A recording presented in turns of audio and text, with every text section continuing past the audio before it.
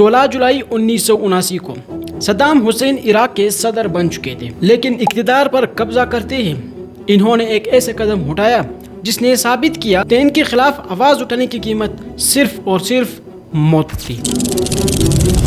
آخر صدارت سنبھالتے ہی انہوں نے اپنی پارٹی کے ساتھ کیا صدر بننے کے صرف 6 دن کے بعد یعنی کہ 22 جولائی کو صدام حسین نے اپنی پارٹی بعد کی اعلیٰ رہنما کو ایک بڑا اجلاس بلا لیا۔ حال میں تمام رہنما موجود تھے، لیکن اچانک سے صدام حسین نے اسی حال میں موجود ہی 68 ایسے نام پڑھ کر سنائے جس پر ڈبل گیم اور غداری کا انضام تھا۔ ان تمام 68 لوگوں کو اسی ٹائم حال سے گھسیٹ کر باہر نکالا گیا اور گرفتار کیا گیا۔ بعد میں ایک ایک کر کے ان سب کو سزائے موت سنائی دی گئی۔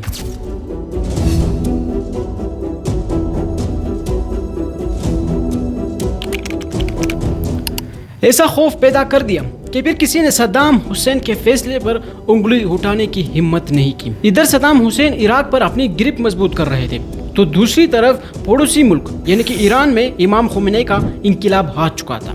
صدام اور ایرانی قیادت کے درمیان پرانی مخالفت موجود تھی۔ اپنی طاقت کے زور پر ستمبر 1980 میں صدام حسین نے ایران پر حملہ کر دیا۔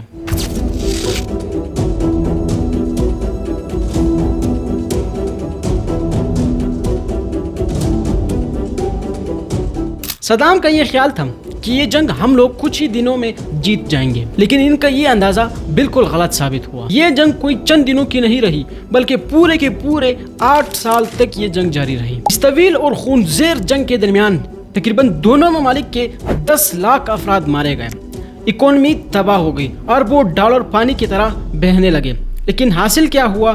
دونوں ملکوں کو کچھ بھی نہیں۔ دونوں میں سے کسی بھی ملک کو فتح حاصل نہیں ہوئی۔ اور پھر ایک وقت ایسا آیا کہ ایران کے ساتھ 8 سالہ ہونے والی خونخوار جنگ تو ختم ہو گئی، لیکن عراق شدید مالی بحران کا شکار ہو چکا تھا۔ اس بحران سے نکلنے کے لیے صدام حسین نے ایک بار پھر ایک ایسا قدم اٹھایا جس نے دنیا کی نظریں صدام حسین پر پڑنے لگی۔ آخر صدام حسین نے اپنے ہی پڑوسی ملک یعنی کہ کویت پر کیوں حملہ کیا؟ ایران کے ساتھ 8 سال تک جاری رہنے والی جنگ 1968 میں ختم ہو چکی تھی، لیکن اس جنگ نے عراق کو بہت کمزور کر دیا تھا۔ عراق پر اربوں ڈالر کا قرض تھا، فوج تھک چکی تھی اور ملک کی اکانومی بہت خراب حالت میں پہنچ چکی تھی۔ اس مشکل وقت میں صدام حسین نے ایک ایسا فیصلہ کیا جس نے عراق کو ایک نئی جنگ میں دھکیل دیا۔ یہ فیصلہ تھا کویت پر حملہ۔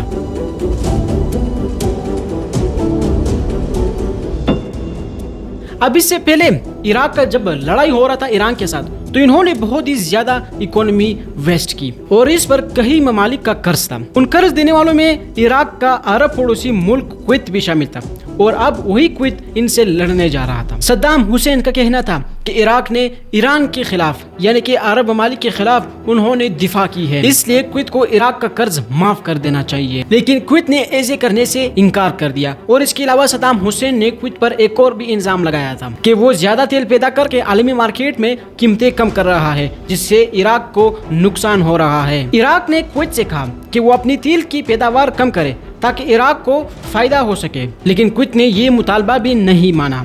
2 اگست 1990 کو صدام حسین نے اپنی فوج کو کویت پر حملہ کرنے کی اجازت دی۔ عراقی فوجی کویت میں تیزی سے داخل ہوئے اور چند دنوں کے اندر پورے ملک پر قبضہ کر لیا۔ کویت ایک چھوٹا سا ملک تھا، ایک بہت ہی چھوٹا سا ملک، لیکن تیل کے ذخائر کی وجہ سے وہ ایک بہت ہی بہترین اور امیر ترین ملک تھا۔ اور اب صدام حسین نے عراق کا 19واں صوبہ یعنی کہ کویت قرار دینے کا اعلان کر دیا کہ یہ اب عراق کا 19واں صوبہ رہے گا، لیکن اب دنیا کے زیادہ تر ممالک نے اس قبضے کو قبول نہیں کیا۔ کویت پر حملہ کرنے کے بعد یونائٹڈ نیشنز نے عراق کے ساتھ یعنی کہ صدام حسین کے ساتھ مطالبہ کیا کہ وہ اپنی فوج کو کویت سے باہر نکال دے، لیکن صدام حسین نے اس مطالبے سے بھی انکار کر دیا۔ اس کے بعد امریکہ کی قیادت میں کئی ممالک مل کر ایک اتحاد بنایا گیا۔ اس اتحاد میں 30 سے زیادہ ممالک شامل تھے جو اب لڑنے جا رہے تھے کویت کے ساتھ، اور اس ٹائم کویت قبضے میں تھا صدام حسین کے ہاتھ میں۔ جنوری 1991 میں امریکہ اور اتحادی ممالک نے عراق کے خلاف آپریشن ڈیزرٹ اسٹارم شروع کیا۔ اتحادی فوجوں نے جدید جہازوں، میزائلوں اور ٹیکنالوجی کی مدد سے عراق پر شدید حملے کیے۔ صرف چند ہی ہفتوں کے اندر عراق نے اپنی فوجی کو واپس بلا لیا اور اس قبضے کو خالی کر دیا یعنی کہ کویت کو خالی کیا، اور آخر کار کویت سے سارے فوجی چلے گئے عراق واپس اور کویت ایک آزاد ملک واپس سے بن گیا۔ اور اب صدام صدام حسین کے لیے خود کی جنگ ایک بڑی شکست بن چکی تھی. عراق پر مزید پابندیاں لگ گئی, اکانومی مزید سے مزید کم ہوتی گئی, یعنی کہ خراب ہوتی گئی, اور امریکہ کے ساتھ دشمنی بڑھتی چلی گئی. لیکن یہ کہانی اب یہاں پہ ختم نہیں ہوئی.